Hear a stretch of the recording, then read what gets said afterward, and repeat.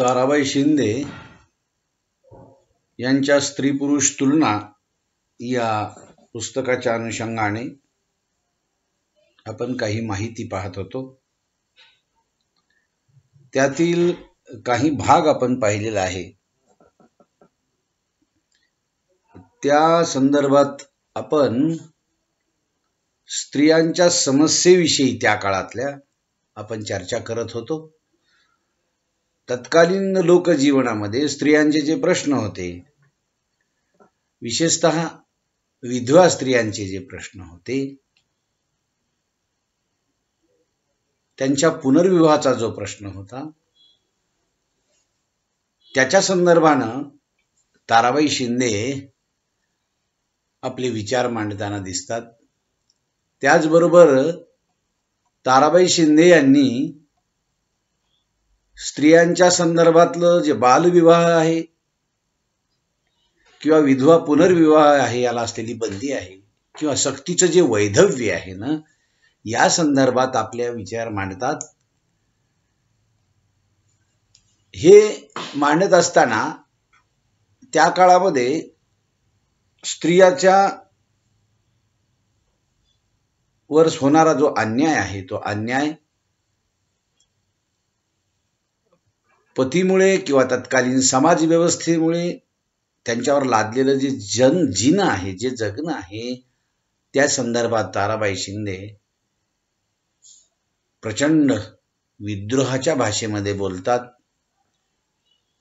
आणि म्हणून ताराबाई शिंदे म्हणतात की एखाद्या स्त्रीचा जर पती वारला तर तिला पुनर्विवाह करण्याची बंदी आहे, पण पुरुषाच्या मात्र पुनर्विवाहावर मात्र बंदी नाही। यावर त्या परखडपणे भाष्य करतात आणि पुरुषांना, पुरुषी संस्कृतीला किंवा पुरुषी वर्चस्वाला त्या काही प्रश्न विचारतात। पुरुषाला अनेक पत्नी करण्याचा अधिकार असेल तर स्त्रीला देखील अनेक पती का करता येऊ नयेत?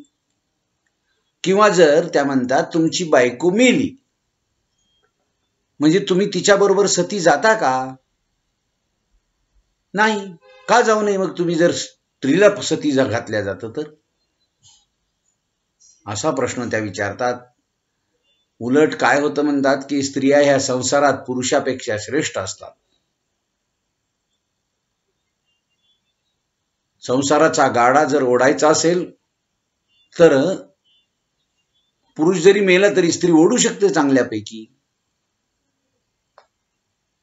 हे विचार मांडताना ते विधवेच्या संदर्भात तिची स्थिती पाहून ताराबाई शिंदे लिहितात की तुमच्यापेक्षा ती सती गेल्याने फार नुकसान होतं। उलट तिच्या मागे लहान मुलं असतात, त्यांना कुणी सांभाळावं? ती जर मेली तर, ती सती गेली तर? घोडे करिता बाप मरावा पण रहाटाने सूत कातणारी आई मरू नये, असं त्या म्हणतात। अहो, जरी बाप मेला तरी आई पाहिजे, कारण दुःख सोसून ती मुलांना पोसू शकते।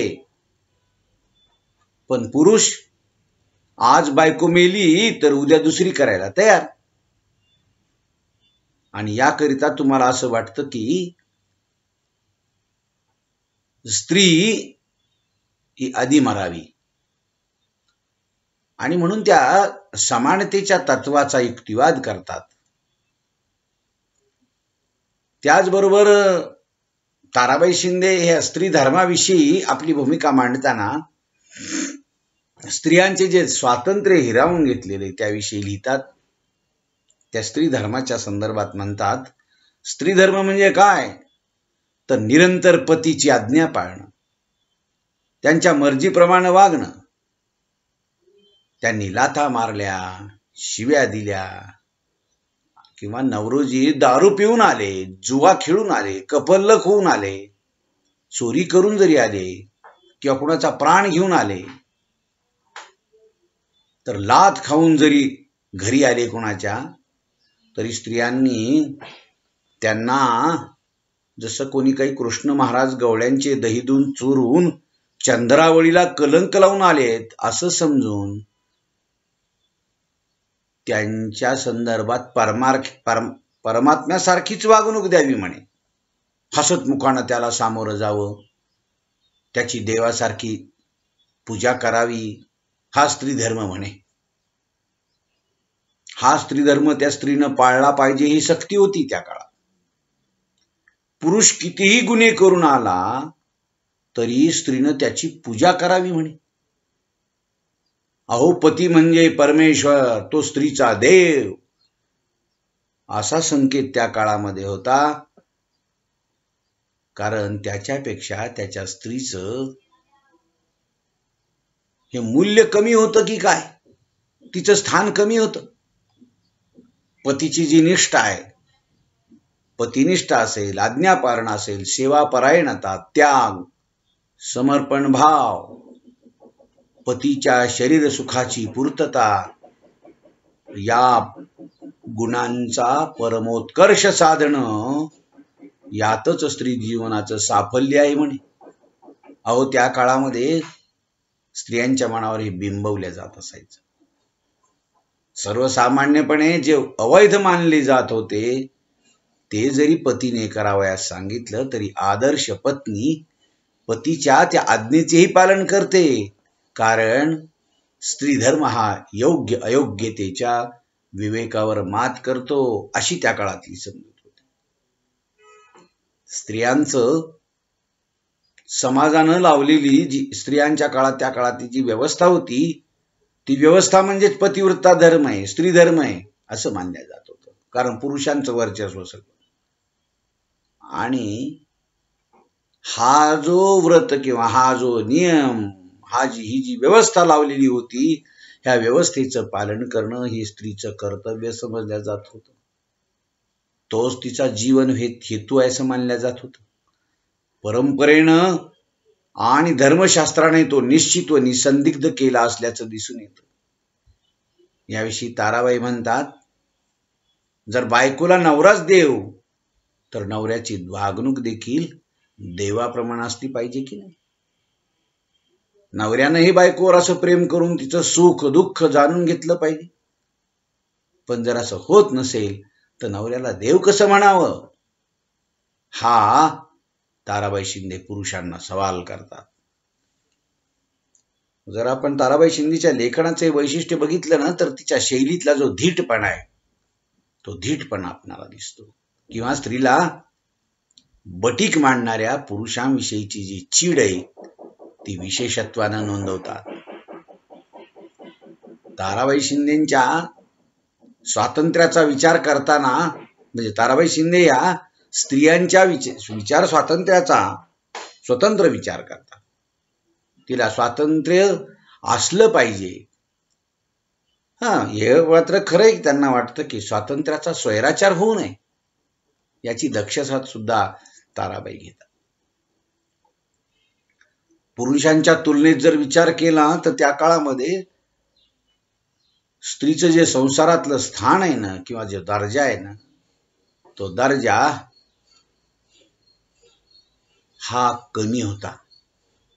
पुरुषानं स्त्रीकडे ममतेनं पाहिलं पाहिजे, हा बायको हक्क जो आहे तो देखील ताराबाई शिंदे सांगतात. स्त्री जातीविषयीचा अभिमान आणि स्त्री धर्म किंवा पातिव्रत्य या मुळात अन्याय करणाऱ्या सामाजिक रचना आहेत. ही समज ताराबाईच्या विचारांच्या मुख्य दिशा होत्या असं आपणाला दिसतं. पहा, ताराबाई शिंदेच्या संदर्भातलं हे जर आपण सगळ्या गोष्टी बघितल्या तर त्या काळातलं स्त्रियांचं जे जगणं होतं ना त्या जगणं हे इतकं विकल आणि विवल होतं हे आपल्याला दिसेल. आणि म्हणून ताराबाई शिंदेंनी स्त्रियांच्या संदर्भातले हे जे प्रश्न आहेत हे प्रश्न प्रकर्षानं मांडलेले आणि स्त्री धर्म म्हणून त्या काळात अस्तित्वात असलेली पुरुषी सत्ताक पद्धती, पुरुषी वर्चस्व पद्धती आणि स्त्रीला अत्यंत नीच समजलं जात होतं, ही जी प्रवृत्ती आहे ना याचा सबंध समाचार ताराबाई शिंदेंनी या आपल्या लेखनामध्ये घेतलेला आहे. मी तुम्हाला ताराबाई शिंदेंची ही जी भूमिका आहे ना, बालविवाह किंवा सक्तीचं विधवापन आणि विधवाच्या पुनर्विवाहावर असलेली बंदी या संदर्भानं आणि स्त्री धर्म म्हणून तिच्या वाट्याला लादलेलं जे जिन आहे ते जिन याविषयीच्या अनुषंगाने आपण चर्चा केलेली आहे. आता उद्याच्या तासाला मी तुम्हाला स्त्रीचं जे शोषण आहे ते शोषण आणि पुरुषी श्रेष्ठत्वाचा जो अहंकार आहे त्या अहंकारावर ताराबाई शिंदे यांनी केलेला हल्ला या संदर्भातल्या काही ज्या बाबी या ताराबाई शिंदे यांच्या स्त्री पुरुष तुलना या ग्रंथात मांडलेल्या आहेत त्याचा विचार करूयात. आज आपण इथं थांबूया. ठीक आहे.